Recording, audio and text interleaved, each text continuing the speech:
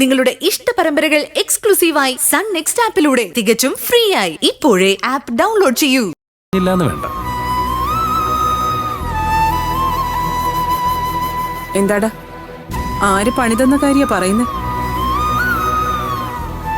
ആ, അമ്മയുടെ പ്രിയപ്പെട്ട 2 സുഹൃത്തുക്കളുണ്ടല്ലോ, അവര് തന്നെയാ വിജയപത്മനും ജാനകിയും.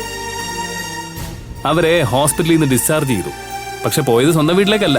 പിന്നെ ദേ നിക്കല്ലേ, സഹജീവികളോട് കരുണയുള്ള കരുണാമയ. സൂര്യ എന്നെ കളിയാക്കുന്നതാണോ? അയ്യോ, സത്യമായിട്ട് ഞാൻ കളിയാക്കിയതല്ല. എന്താടാ എനിക്കൊന്നും മനസ്സിലാവുന്നില്ല. അമ്മേ, ഭാവന ഇവളുടെ വല്യച്ഛനെയും വല്യമ്മയും നേരെ സ്വന്തം വീട്ടിലേക്കാ കൊണ്ടുപോയത്.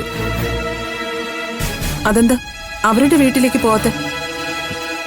വിജയപത്മൻ കാശ് കൊടുക്കാനുള്ള ആരോ ആ വീട്ടിൽ കയറി താമസം തുടങ്ങിയത്രേ. പെട്ടെന്ന് കോടീശ്വരനാവാൻ നോക്കിയതിന് കിട്ടിയ ശിക്ഷയാ.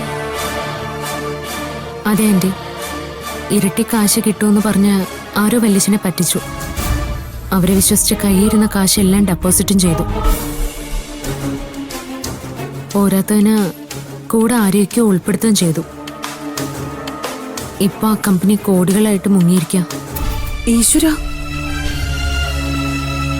ഹോസ്പിറ്റലിൽ അടയ്ക്കാൻ പോലും കാശില്ലാതെ പ്രാർത്ഥനയുടെ ആഭരണം പണയം വെച്ചാ ബില്ലടച്ചത്. അങ്ങനെ ഞാൻ വീട്ടിലേക്ക് കൊണ്ടുപോയത്. അതൊരു തെറ്റാണോ ആന്റി? ഇവിടെ ഇപ്പോ ഞാൻ എന്താ പറയേണ്ട ഭാവനെ?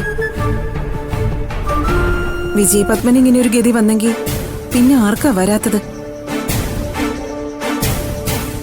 ഈശ്വര, ഭാവനയെ ദ്രോഹിച്ചവർക്കെല്ലാം തക്കതായ ശിക്ഷ കിട്ടിക്കൊണ്ടിരിക്കുകയാണല്ലോ. മനുഷ്യന്റെ കാര്യമല്ല ആന്റി, നാളെ നമ്മുടെയൊക്കെ അവസ്ഥ ആർക്കറിയാം?